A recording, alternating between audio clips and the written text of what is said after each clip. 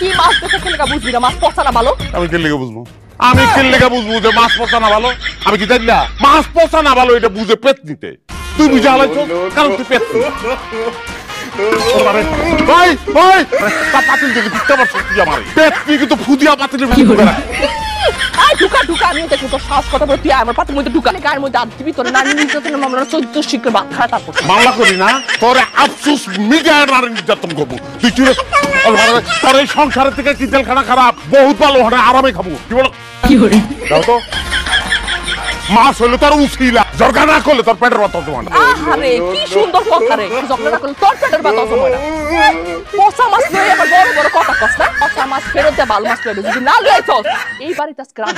আমি কিন্তু বড় বাজার যাব না। এই হাবিব গভর্নমেন্ট এক তো না খেয়ে থাকবো না আল্লাহর দুনিয়া খাওয়ানোর অভাব নাই রে থাকবি না খেয়ে তুই না খেয়ে হুটকিয়ে যে পেট নিয়ে দিবি বিলে তালে দুর্গিয়ারকে একটা মাছ দাও একটা মাছ দাও পেট নিও না ও মনে পেট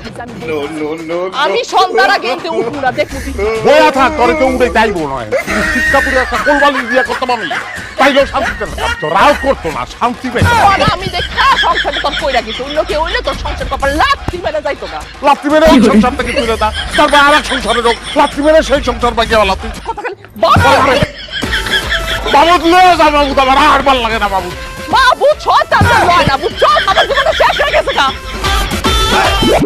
তুই আমার মানুষ না তুই তোর এইসব বড় মাসি খাবো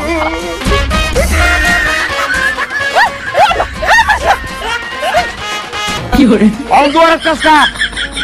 হ্যাঁ তোর রাইতের বেলা পারবি খারাপ